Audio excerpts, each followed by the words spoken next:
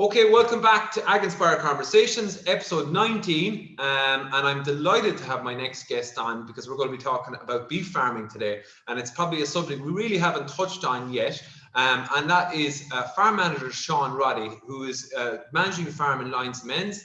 And really, for me, as somebody who's been following for a long time, is doing some really interesting stuff. First of all, good afternoon, Sean, and thank you for coming on to have a conversation. Thanks for having me, Tommy. Yeah, no problem at all. I think a lot of people would know you, Sean, maybe from the stuff you do on social media, anyone who's on that sort of in that arena. And of course, you were on the Tagus Virtual Beef Week this year as well. And I caught that and specifically went on to listen to what you had to say. And I think you were really enlightening again about the efficiencies in your system. But before we go down the direction of the beef farming system, let's have a little chat. As I said to you just before we went on, Sean Roddy, this is your life. Tell people a little bit about, I suppose, who you are and how you've gotten into agriculture. What's your journey been like? Yeah, so I'm living now in Kildare, but I'm originally a Louth man, a little place called Valurgan. So I grew up on a farm, a beef farm of about 60 odd acres that my dad and my uncle farmed part-time. Anyone local to there know the twin Ruddys, and that's the two boys. So yeah, grew up on it. Was always out on the farm on a Saturday.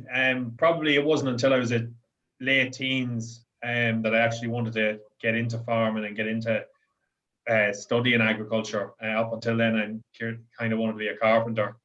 Okay. But it sort of changed my mind working on a few different farms and thought, no, actually, I really like working with animals and things like that and working in the great outdoors. So yeah, had a bit of a change of tact and decided, yeah, we'll go farming, see what it's all about. And what did you do then? How did you get involved in agriculture? So did you go from school to study agriculture? Did you work on farms? What was the path you took?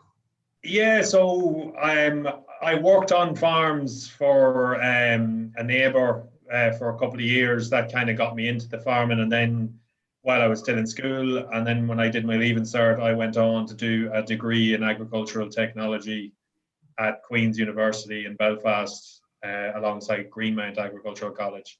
Okay. So I was there for 4 years. And as part of that was a work placement as well, where I got a trip out to New Zealand for a year. So okay. That all kind of where it kicked off. And when you were in New Zealand, were you milking cows, or was it a mixture? Because I know you're beef farming now. What kind of enterprises did you work in, or did you dabble in before beef farming? Yeah, so the farm I went to in New Zealand is a farm called Tamar Farm in the South Island, Mount Somers. It's run by a phenomenal couple, Richard and Chrissy Wright. And basically what it has is everything. Okay. I went out there predominantly to be a beef stockman, but the year I went out, they bought the farm across the road and converted it into an 800 cow dairy farm. So within me going out there to run to manage part of the beef, where they finished 2,000 head of black and white bulls on a beef Techno grazing system, I was in that for a couple of months, and then sort of staff changes on the dairy farm. I ended up moving across and milking cows there, and by the end of the year, I was running the dairy. Wow. Okay. So, yeah, before I went to New Zealand, I'd never cupped a cow. Okay. All beef farming before that. You mentioned techno grazing there. I hadn't heard that term until last year. There was a guy over from New Zealand talking about beef farming. We just talk a little bit about that type of grazing system. Yeah, so it's basically, we had lanes of fields set up on the farm, and each one there was cells in it. So there might be 25 animals on a lane, and each lane had about 15 cells, and each cell would last the animals 2 days, and you would religiously move those animals every 2 days. So we had a Techno that was, I think it was somewhere between 38 to 40 lanes. Wow. Long, with 2 pivot irrigators on it, and we had something like 1,000 to, I think it was more, maybe 1,500 head of black and white bulls grazing on the Techno. So what we had was a split in two. So there was 20 that were moved one day, and it was just a case of you drop the wire in front of them and they hopped across the wire, and they'd get trained into doing that fairly simply. You'd pull that wire back up behind them, that would be their back fence, and then you take down their previous back fence, put it up ahead of them for 2 days' time, and those little portable water troughs in it. So it's just basically working on the principle that a fresh break of grass all the time, and with it being 15 cells for 2 days, it was roughly a 30-day round. And yeah, we get phenomenal growth rates on that. So you're taking animals that were maybe outwintered on grass and straw or oats or kale or something like that. You put them onto that in early spring, and we were recording daily live weight gains of over 2 kilos of live weight gain. Wow. On that. What were the lessons learned in New Zealand? I know that you found love out there. If I'm to follow the Instagram stories correctly, that was obviously the number one thing. But what was that was on my second trip out to New Zealand. Oh, was it? Okay, sorry. Yeah. So you've been in New Zealand twice. Yeah, so I was in New Zealand with the UK basically sandwiched in between. Okay. Two states out. So yeah, I love New Zealand. I think there's so much to learn from the guys. So like, I suppose all the people I've worked for out there, they're all really successful in their own right. Richard and Chrissy probably taught me hard work and attention to detail will get you wherever you want to go. Like Richard was an Englishman who went out there at 19, and now he owns 4,500 hectares. Wow. And is a savage farmer. And the other second groups of people that I worked for, Brett and Catherine Langford, again, attention to detail, high standards, and know your business inside out. If you do those things, you'll know if the business is going in the right way, and you'll know if the business isn't going in the right way. So it's really about focusing on the small things, and then the big things will look after themselves. Did you go out with the right attitude, in the sense that you wanted to learn? Some people, when we're younger, we think we know the way the world is already, and we're going to tell everybody else the way it should be. Or are you good at kind of learning and listening to people? Like you sound like you are there. You were taking in as much as you could along the way. Yeah, I suppose, like, I went out there coming from a part-time beef farm with 60 acres, and I'd never milked a cow before, so I'm coming out here to people who are running phenomenal businesses. And I suppose a lesson that was taught to me is to shut up when the smart people are talking and listen, and you'll eventually hopefully be a smart person yourself. So yeah, it was just a case of, well, and everyone out there, they were so good at explaining what they were doing and why they were doing it, and everything had a reason, that it was hard not to learn in those environments. And yeah, as you say, if you wanted to learn, you could learn, and they'd trust responsibility onto you if you showed the right attitude. Like I loved it out there. I just loved working, and the Irish have such a great reputation out there. I went out there, never milked a cow before, and at the end of the year, I was, responsible for 850 dairy cows. Wow. And I actually, that was part of my work placement. So I actually did my dissertation on that farm, and expanding the farm into next door.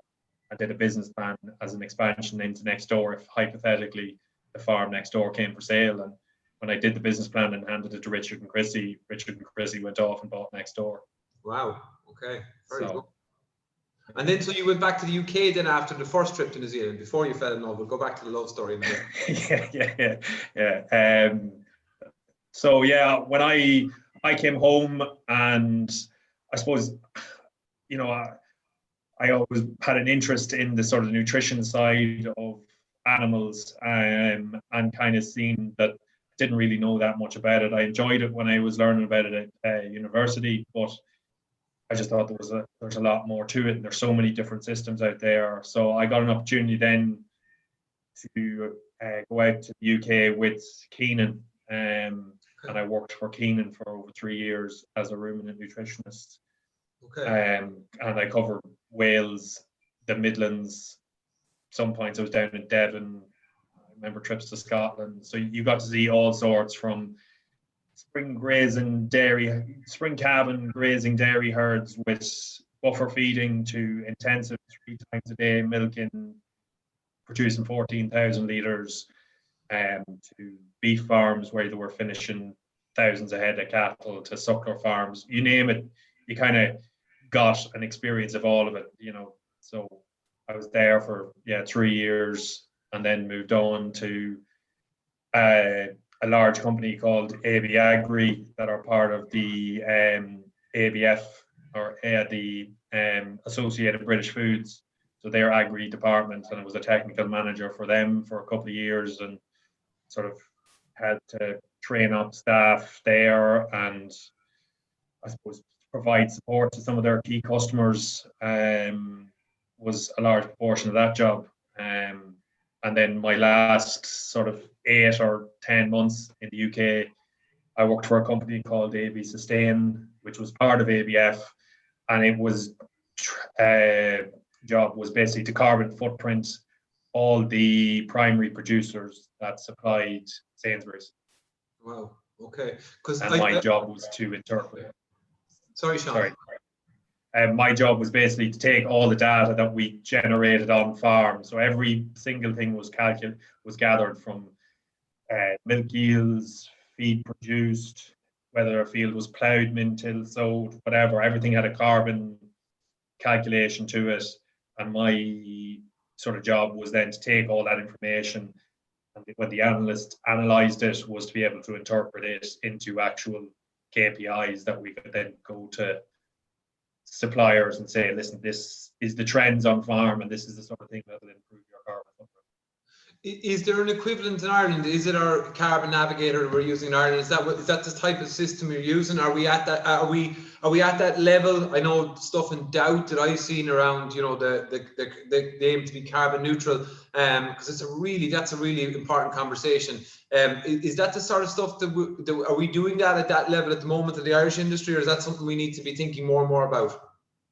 I think. I don't having done the carbon navigator here, and I've also done the Alltech ECO2 recording as well. I think it is very good information, and it's only as good as the information that the farmer gives. We see that you could discredit a lot of information too that we were gathering in the UK. Certainly, the detail that we were going into the UK was 10 times, well, not 10 times higher, but was very detailed. We had auditors going out on every single farm every single year, and sit down, and it could take 4 hours, it could take 8 hours to go through all the information with the farmer, to collect all the data, to then take that through. So it was fairly robust. I don't know how robust the carbon navigator and that information is at this moment in time, but every bit of information you gather, as long as the person who's gathering it and the person who's supplying it can stand over it and say that it's honest data, then it's all good, reliable data that can build the picture. Were primary producers getting well paid for that extra information that they were? Was it a benefit, economic benefit to them? Were they seeing a return on investment? Yeah, well, I suppose it was a double whammy impact. There was for dairy suppliers, there was a cost of production contract. For the beef guys, there was beef producer groups and things like that. But there was also, delivering an improvement in efficiency. You were basically getting consultation and an in-depth analysis of your farm and similar farms. So, they were able to say I was able to come out with information and see that because we were collecting costs as well as carbon efficiencies, well, if you reduce your calving interval, it's worth X amount to you. If you reduce your age at first calving, it's worth X amount to you. Now, from a Sainsbury's and retailer point of view, it was a marketing tool to be able to say that they have carbon efficient produce. But from a farmer's point of view, it was an efficiency gain. They were selling a premium product, but they were becoming more efficient by selling that premium product. Okay. So they were stretching out the margin at both ends rather than just relying on a premium price. Okay, makes sense. So then you head back to New Zealand for the second time. Yeah. So then I suppose my time in the UK, I was kind of, I was living in Cardiff. I loved the city life for a while, but like I love farming. And I suppose the last job with AB Sustain, it was a lot of sitting on a train to London and sitting in meetings, and I just went, oh, my head couldn't take it anymore, and I just wanted to, I just wanted to farm. So I'd always said I wanted to go back to New Zealand. I thought I needed to, before I took on a farm of my own or tried to do anything like that, I wanted to sharpen a few of my sort of practical skills, calving cows, feeding calves, treating a cow for milk fever, all those little things that, you get experience of here, but you just get a massive dose of it when you get to New Zealand. So I went out there, handed in my notice, I think in February or March in the UK, came home for a couple of months, helped the dad on the farm, spent a bit of time with nieces and nephews, and then in June head back to New Zealand to work for Brett and Catherine Langford. Okay. And so went out there milking. I think we were milking 550 cows through a 50 bale rotary, doing 500 kilos of milk solids, on about, I think it was 0.9 or 900 kgs a meal. So it was a pretty finely tuned business. They were very hot, but we had no excuse. Every paddock, because it was 500 cows and 50 bale rotary with a milking parlour in the centre and every paddock in a circle around it, we had enough time in the day that every paddock before we went into it was plate meter before we went into it. Wow. Just to make sure that intakes were exactly where they needed to be, that cows were never left short. And it was a phenomenal farm. I would say it was an easy farm to work on from a day-to-day basis because everything was well set up, infrastructure was good, management was good. So you had no excuse. The animals had no excuse, and things just performed. Went out there and got a raft of experience. And the intention when I went out was that was it. I was going out and I wasn't coming back. Okay. But opportunities come up and things change, and you just have to kind of roll with it then. So. Okay. So I was joking about falling in love because your other half is very prominent social media as well, Alice, who people know as Calf. And I feel like I know your story because I've heard it. I've seen you talk about it. So, and you seem to be very close. Talk about it. Yeah. Well, you seem to be a very close couple now, in fairness to you both. So, between the jigs and the reels, you landed back, and you're back now, both based in Kildare, where you're managing a farm there. And this is, I suppose, the bit that I've been really watching you talking about, and you can see probably where the efficiencies, the knowledge has come out of. Maybe also you mentioned there that the willingness to teach other people. I think you talk about your system in a way that's very palatable and understandable for people, which is interesting. And I think you really have your finger on the pulse of sustainability. So let's talk about the current system that you're managing. Maybe starting out with the type of cow that you have on it. Yeah, so the farm here, we're farming Stabiliser cattle. So the Stabiliser, it's an American breed that's very prominent there, and it's become very prominent in the UK. There's a couple of farms with them here in Ireland, but it's not a breed that's quite taken off yet. So their Stabiliser breed, the Stabiliser breed itself is actually like a crossbred, but under the EU regulations, they're recognised as a pedigree herd, and basically they're a composite. So they're made up of different breeds, and so how the whole breed started out was that they wanted to breed the ideal suckler cow. So a cow that was low mature weight, low maintenance, easy calving, highly fertile, has good longevity, and produces a high quality calf with meat that's high eating quality. So the Stabiliser breed, through years of trials, came around.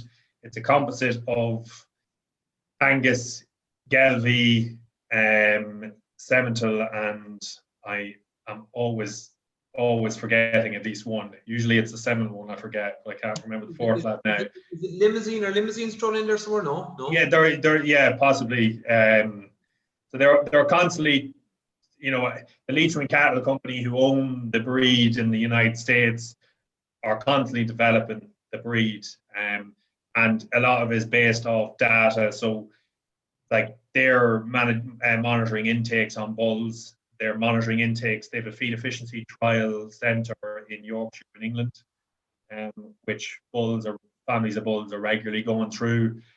So, like, they'll select bulls based off, if you could have a bull that grows phenomenal growth rates, and there's a bull beside him not growing as fast, but that bull on his left will eat half the amount of food that this guy growing fantastically well will do. So this animal is actually more efficient, and this animal is more sustainable. So this is the animal that they put the higher weighting towards.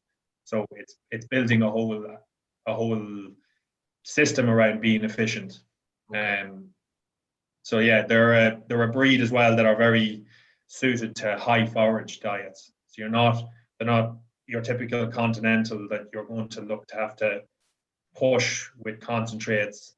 But at the same time, if you decide to put them in on a system like a bull beef system and push them hard, their bulls will take it and they'll finish very, very young, which is part of the premise as well.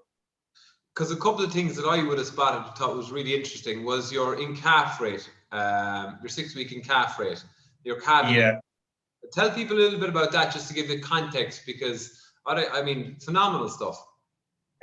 Yeah. So, like, I'm not going to say that the cow is the be all and end all to a good 6 week in-calf rate, but she's, when you have her in the right type of a system and you manage her correctly, she'll get you the results. So yeah, we're at 98% 6 week in calf rate, with 72% of them due to calf in the first 3 weeks. And we ran a 9 week calving or breeding season, so we had a 2% empty rate on cows, and that includes cows that I chose not to breed. And in fairness, you did say the cow won't do that on her own. So what are the key things you do around breeding with that cow that you think you're getting those phenomenal results with? Yeah, so it's, Tommy, like, getting your suckler cow, managing your cow throughout a season, it's not a start and finish day, it's circular. And what you did at the end of last season feeds on into how she's going to start to the next season. So for me, it's getting the dry cow right, and getting her in the right condition before she calves down, so she's not under too much pressure, and making sure metabolically she's right, so there's good quality minerals in there, that when she does calve down, she's able to cleanse, that she's got good quality colostrum, that the calf is up and sucking, and that she starts to recover as soon as possible. If all of those things are right, she'll recover, she'll start cycling sooner. She starts cycling sooner, I'd like to get at least one very strong heat on a cow before she's actually going back to the bull. So with having a nice tight 9 week spread, and I think we're at 7 weeks spread for calving, it means that I've got well over a month from the last cow calving to breeding season starting. So that gives even the last cow the opportunity to have a cycle, however weak it may be, before the breeding season starts again. So by getting the dry cow right, getting her on once she calves down, that everything is going her way. So it's basically giving her no excuse, making sure she's in full health. And then it's about high quality feed to that cow straight off the bat. So, Alice will give out to me regularly, because during the breeding season, if I have cows that I've moved that morning, I'll just be thinking, or I haven't moved that morning, and I'll be like, maybe at 7 o'clock I'll go back out and move the cattle. Now I need to sharpen that up for my own personal. So are you somewhat obsessed then? Are you somewhat obsessive about what you do? And take it from somebody who's obsessive, it's okay to be obsessive, but are you that way inclined that you dig into the detail that you are? Absolutely, yeah. Like, I suppose I probably spent a long time when I was younger not asking questions, and I think I'm making up for it now. So I delve into everything and ask questions of everything. You know, I'll want to know the reason and detail for everything. You know, I grassland measure here, my grassland management down to grass varieties I'm choosing. Everything I want to try and get it as fine a margin. You know, beef is a really hard industry to make a margin out of. So you just can't afford to leave anything to chance. Everything has to be managed to a fine tooth comb. I probably find myself a little bit too obsessive at times. That's my next question. Does that put excessive pressure on you when you are obsessive to the detail? Do you have ways of kind of pulling back from it? You know, it can't be about all work and efficiency either. But it can be, and it's probably not the best thing. How do you relax? So how do you kind of give yourself a break, and how do you retrain yourself maybe not to have that obsession? Or is that a fair question? Yeah, no, it's probably something I'm still learning about. You know, it's about finding ways in which you can switch off, and I am probably one of those people who really struggles to switch off. Many a time, you know, Alice will turn around to me and we're sitting in the car, sitting watching telly, and she go, "What are you thinking about?" And I'm thinking about the paddock that the cows are going into tomorrow. Yeah. But you know, we get out and about. We're pretty active, so getting out for a walk, doing something with the dog. You know, we've got Grand Canal right beside us. Get out on the paddle boards on it, or go for a bike ride, or go to Wicklow. Lockdowns permitting, all those sort of things we try and do just to get your head free, and obviously visiting family and nieces and nephews, you know, are a great way of keeping your mind clear. Yeah, because it is important. It is important when you are that way obsessed that that you don't, you sometimes jump off the treadmill maybe to have a look at the world around you and take a break for yourself. One of the things I'm really impressed with, and you mentioned it there, obviously the type of breed is designed to massive intakes of forages and growth off forages, but you're really looking at the forages you're growing are varied. I would have said that you're trying different crops, and talk a little bit about your grazing system. I know you're measuring and you're really down to fine details, but you are trialing different species of grass and stuff, aren't you? Yeah, so I don't think there's ever going to be a set way of doing it. I think and I don't have any particular idea. Like, I'm constantly evolving what I'm trying to do here. So, like from a grazing perspective, we first came. I put in perennial ryegrasses and clovers in grazings to sort of get the amount of grass that I can grow on farm up, because the farm was not growing enough grass from the start. I also grow red clover silages. I think from a beef perspective and from a dairy, it's a wonderful crop to grow. You can fit it in your rotation at any point, because it'll help you build fertility in your soils. It gives you fantastic high quality silage, and it can help as well in terms of weed control, as being a crop that allows you to get back in and get control of weeds again, whether it's from lay ground back into grazing ground. 3 or 4 years of red clover, it just gives you a second hit at weed control at establishing the next 2 crops. And for me as well, from a beef perspective, probably the most expensive supplement you can buy in is protein. And when we're looking to grow cattle and grow frame to be able to hang meat on, producing homegrown high quality protein, like in the form of red clover, is vitally important. The red clover last year did 14 ton of dry matter to the hectare, with only slurry. Okay. So that's a massive saving from my end on fertilizer. And then, from a grazing perspective now as well, I'm looking at trying to establish multi-species boards. Some of the stuff that's coming out of the smart sport trials, and what the guys in UCD have done next door with sheep, there's no reason why that's not transferable onto cattle. So if I can look at ways of increasing my output, increasing my animal performance, but decreasing my level of inputs, then I see that as an absolute win-win. And I also see it as a huge marketing potential for us if we try and develop our own unique brand, is that we're being more sustainable, we're locking up more carbon, but also as well as that, there's a lot of work there on worm control on farm using multi-species swords. So whether I can reduce my worm burden on my cattle and reduce my dosing regime, it adds to a story that could potentially be marketed, but it also reduces the cost for me and potentially increases performance. So the whole debate around organics, and if you look at Youth Farm to Fork document and where people want us to go there, you're a commercial farm, you're not an organic farm. No, we're not organic, no. Sorry, Sean. I'd still put out on an average between 100 to 140 units of nitrogen per year. Okay, but where's your head on that space? I would have opinions on it and trying to think about it. I don't think we can all just go organic and this is going to solve all the problems. But I think technical efficiency, environmental efficiency, in commercial systems, whether it be beef or dairy now or sheep, to me is probably a good way forward to maybe harness some of the knowledge from other systems, regenerative agriculture and all those stories into our commercial systems. What's your opinion on the route forward for maybe your commercial beef farm? Is it organic? Is that where you might be going, or is it more to bring best practices from everywhere into it?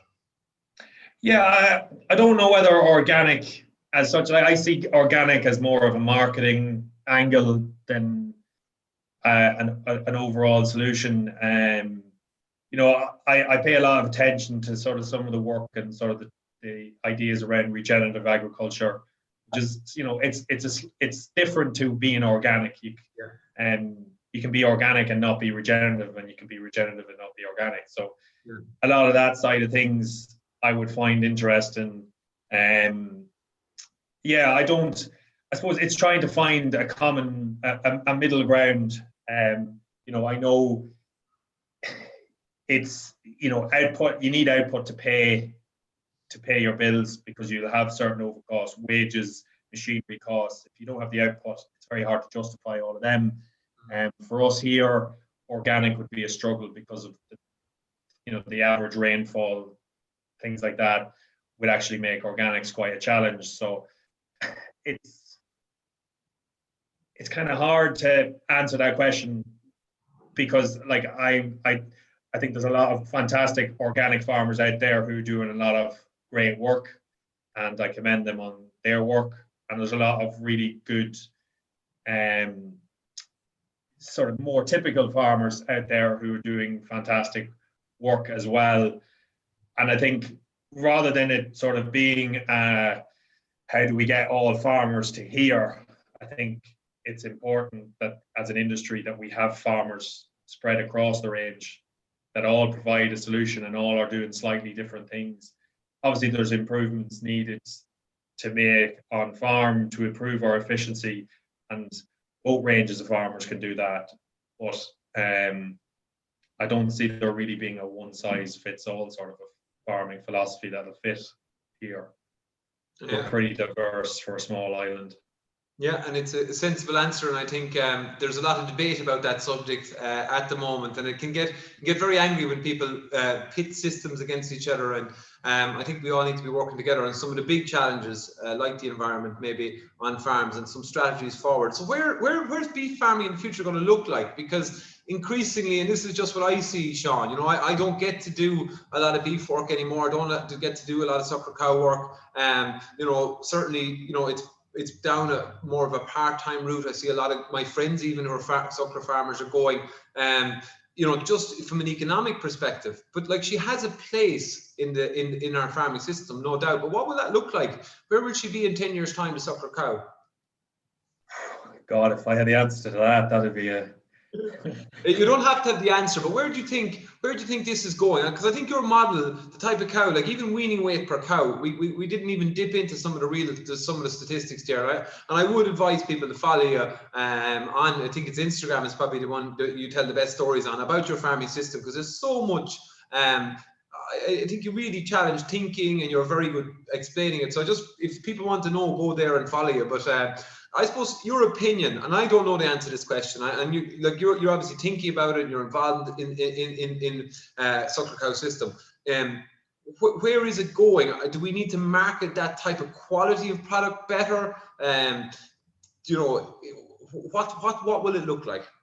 Yeah, I think the suckler cow has a place. You know, you look across how diverse the land type and everything is in Ireland. Of course, it has its place. Where does that quality sit? That's a difficult one to answer, because if you ask 100 people what does beef quality mean to them, it can mean a different thing. And a quality, you know, what one man tells you makes a quality weanling may not necessarily feed into being a quality cut of meat that a consumer will enjoy. And really, for everything to be sustainable and for the beef industry to thrive, it's really got to be focused on what the consumer wants. So it's got to be about consistency of product, consistency of system, and consistency of experience for that consumer. Suckler cow, you know, it's a challenging thing when you look at the average age profile of beef farmers in Ireland. You know, it's kind of a scary thing, but I suppose for me, I look at it and go, Jesus, could be a great opportunity here when you look at the age profile. You can't continue going forever. And, you know, the suckler industry is it is a dangerous industry as well. So, you know, it's not something you want to be, I certainly wouldn't want to be at it in my late 60s and 70s. But in terms of how that industry will change and form, I don't know. It's such a tough question, because like that, not everyone is farming suckler cows for the same reason. I'm farming them from a very commercial angle. I see opportunities for me with the Stabiliser breed in Ireland, not only from a beef value point, but also potential with dairy guys and adding value in that supply chain. For other people, it can be the joy of going out and seeing their cattle at a show ring. So, you know, there's a lot of passion out there in the beef industry. Where its future lies, I don't know. I think, yeah, it's really hard to answer where she's going to be in 10 years' time. She'll still be around, and there'll still be the diverse range of breeds out there. But I think there's a need for farmers to realise what the true value of the suckler cow is. And to be able to realise that at the end market. But I don't think pitching the suckler cow beef animal against the dairy beef animal is really going to be the solution that the suckler farmer wants. Because if you have the right system on a dairy cross animal, you will have phenomenal eating quality, phenomenal cut of beef that the consumer will love, that can deliver you a return. And equally, if you're on the wrong system on either system, you can have a terrible experience for the consumer as well. So it's really trying to focus in on what the consumer wants and get a consistency there that I think would be the major shining light for getting value out of the suckler cow and keeping her around the place. Okay, we went into the past and we're in the present now. Just before I'll have a little flick forward into maybe what the future will look like for you. But just how close, the question I have watching your farm and watching your practices, how close to carbon neutrality, given your experience, past experiences, and measuring and looking at that, is your beef system at the moment, do you think? I would say it's fairly close. In terms of what the sort of key performance indicators are that would indicate carbon efficiency, you know, they are, particularly on a suckler farm, you are looking at your mature cow weight. So our mature cow weight is 580 kilos. Your calving interval needs to be every 365 days. So we're at 358. your 6 week in calf rate, again, 9 week breeding period, your replacement rate, if it's as low, if it's at 20%, it's probably too high. That 10 to 12% is where it's going to get your efficiency. So we're in and around those figures. And then when you get into the animal you're producing, age at slaughter, we're slaughtering animals at 18 months at the moment. And they're producing an average carcass weight of 337 kilos. So, we're getting, the real thing about it is from a carbon efficiency point of view, and carbon efficiency and sustainability are not necessarily always linked, but from a carbon efficiency point of view, output's king, and ensuring that you're getting the most amount of output from your most limiting factors is crucial. And then from a sustainability point of view, it's about what goes into it. So, we're very predominantly forage based. The animals we sent to the factory last week had 40 euros worth of purchase concentrates in them at slaughter. Everything else was either winter forage crop, grass silage, straw, or grazed grass. Wow. So everything, we can produce 98 to 99% of their diet on farm. That to me would be sustainable. And then getting the animals' performance off that. So beef animals need to be doing at least a kilo of live weight gain from birth to slaughter. If they're not doing that, then you're not meeting that animal's genetic potential, which means you're not being that efficient.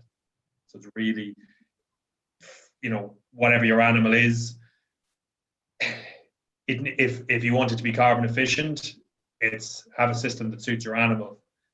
If that system that suits your animal doesn't suit your farm, then you got to change something in that sequence to make your farm more sustainably efficient. Because it can be efficient, but not suit your farm, if you know what I mean. Yeah. No, you've got a massive insight into the systems, sustainability, efficiency. Just it strikes me. Do you ever think of writing a blog on this subject? Because I think you make a lot of sense, and I've probably said a few times now, but I do enjoy. I'm trying to actually cut out social media as much as I can, but I do try, and there's certain people I go in to see, but in different family systems, I go in and look and see what's Sean at the moment, catch up. But do you ever think about writing a blog on this? If I had the headspace, but I don't know. Again, I'm, as we talked on earlier, I'm probably a little bit obsessive. So it's having the headspace to be able to do something like that. Yeah, well, I don't know, it'll just take up a bit more time. Yeah, you do it through social media anyway, I think. Okay, so look, you've got vast experience. You're applying it. You've got practical experience. You're looking outside the farm gate. What does the future look like for you? Is it your own farming business down the line? Do you have that on the track? Is it, or have you thought that far ahead? Or what does the future look like for you yourself? Yeah, like I'm a hugely ambitious person as well, and that's one of the things that attracted me to this job. First and foremost was, the potential in it, the potential here at this estate, and the potential to put my stamp on it was huge for me. I'd certainly say that, I suppose, if opportunities allow, what I've got here has got more than potential to meet my ambitions. I suppose from myself and Alice together, we'd love to be working together and developing a business and farming, whether that's our own farm, some sort of a farming business, who knows. I've got a couple of other ideas, business ideas that I'd love to explore more, that I see huge opportunities in the industry. So, and in the beef industry in particular, I still think there's huge opportunities in it in Ireland. Good. I'm glad to hear that. I'm glad, and that's an important message. I think from our conversation is people should be excited. Yes, it's like dairy farming faces challenge, beef farming, agriculture faces challenge across the board. But I'm like you, I think there are so many challenges there, and this is very important to me for Ag Inspire Conversations, is to showcase the mindsets of the people that are determined to see these challenges, to see them through, to see the opportunities through. So very important point. agriculture is very much generational in relation to farming and opportunities in farming as well. And one thing that I would see as something we maybe need to get better at is attracting people from outside of agriculture into agriculture as a sustainable career, as I'm so used to using the word sustainable, I fired in everywhere. But you know, as a good career, an exciting career, there's opportunities in it. Do we do a good enough job on that, or should we be doing a better job, or how do we attract people in? So 3 questions in one. Yeah, I think it's hard when you're from a farming background to know to be able to categorically say whether or not we do a good job of attracting people who are not from the farm into the farm. We think farming is amazing, and why wouldn't everyone want to be a farmer?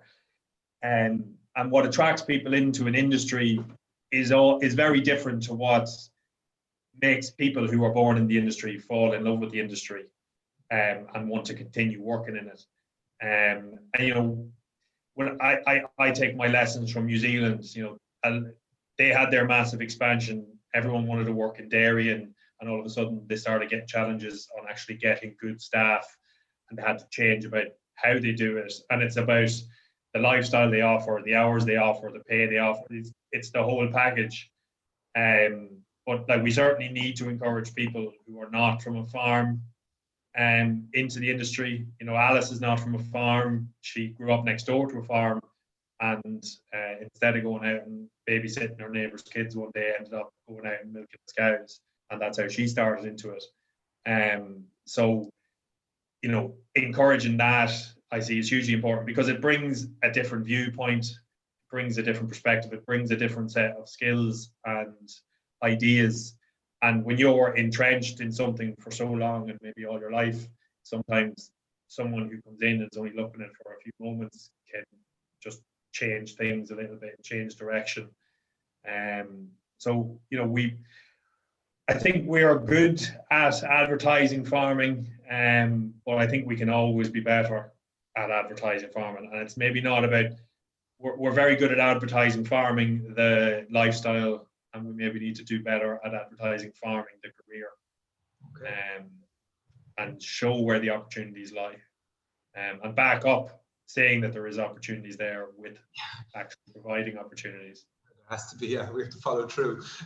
Where you mentioned you did technology in Queens. I'm going to let you go now in 2 seconds, but where do you see technology fitting into the role in your farm, or farms of the future, beef farms in particular? Yeah, I love tech. Yeah, so listen, like, you look at where agriculture has gone from and to in a very short period of time. You know, we talk about the history of agriculture, but the modern history of like, you take how long farming is as an industry, you know, the tractor, the antibiotics, technology, you know, now we're into robots. That is all actually crammed into a very, very small period in the history of agriculture. So, you know, there's going to be huge developments in that. But I certainly see, you know, we're looking at, you know, I know in New Zealand now they're trialing satellite imagery for grassland measurement. So farmers are no longer having to go out and walk their paddocks with a plate meter. They're just getting it appearing straight on their phone. That data is only going to get better and better and make us more efficient. GPS, robots, you know, the potential is huge in it, you know. And then, like, there's other technologies like your sex semen and all those sort of things that we don't necessarily always think of as technology, but they're hugely vast areas of technology. You know, it amazes me at where we could be in 10 years' time with how quickly the industry is changing. And that's probably, again, a hugely interesting point for anyone who's not from a farming background, is having worked in industry and being on the other side and not farming, there is literally no industry that moves faster in terms of innovation and change than primary agriculture. Like, farmers can look old-fashioned and outdated, but they're really not. They are probably on the edge all the time in terms of innovation. Most good ideas start off with a farmer. Very good. Yeah, no, I think a fair point. And in fairness, two other questions. What's the story with the shorts all year round? Every time I see you, winter or summer, you're wearing a pair of shorts. Is that just the attire? You just don't feel the cold, Sean? Yeah, well, it's partly I don't feel the cold, and then just comfort. Like when you're hopping in and out of overalls and wet weather gear, having another pair of trousers on, it's just hassle. It's more clothes to wash, longer for them to dry. Yeah, it's just shorts all the time. Simpler life. Pardon? A simpler life.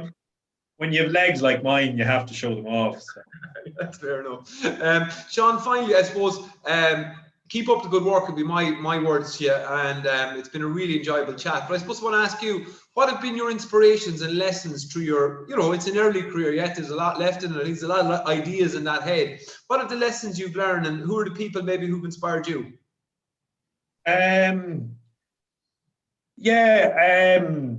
Lessons learned, like the lesson learned is that there's always lessons to learn.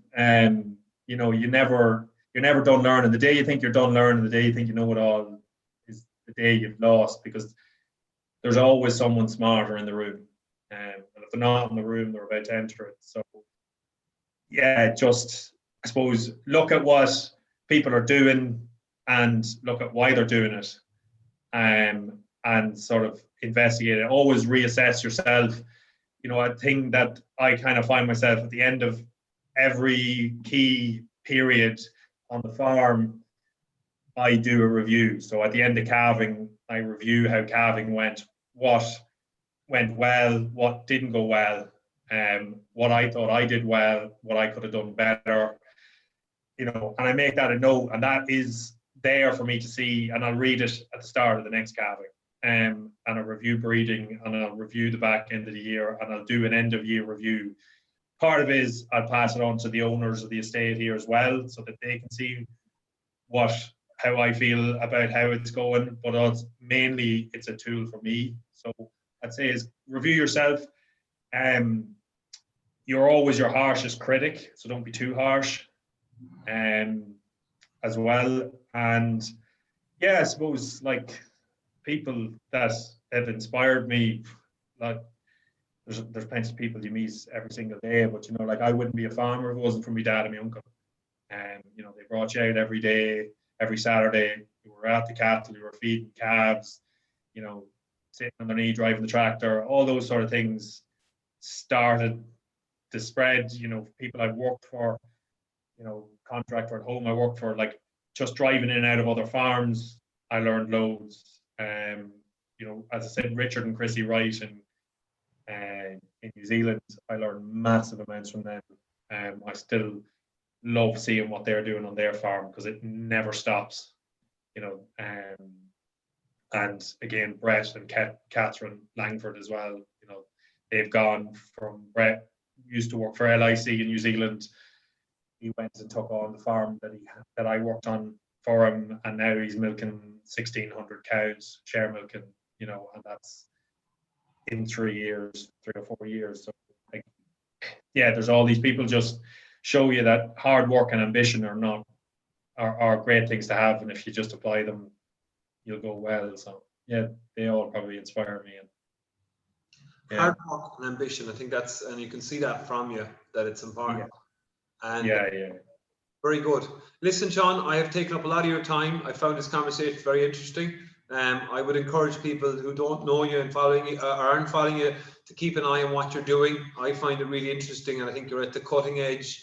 I suppose around your thinking, the breeding, the efficiencies on farm, and you can see from your insight and past experience as well, really have that finger on the sustainability or the carbon piece, whichever one of them it is. So I think you're one to watch in the future. So I'll be watching what you're doing. I'll be thinking, what are those ideas he was talking about in his head? I'm sure they're good ones. And to yourself and Alice, who also is a big presence on social media. She was on the Country Living magazine, front of the Country Living magazine. Yeah. No, it's she's front and center on it all, and she worked really hard at it, and she loves what she does too. So good. Again, probably as inspiring as anything. She came here 2 years ago with nothing. She reared calves on 3 different dairy farms here in Kildare in springtime, and she works hard at what she does, and she loves it.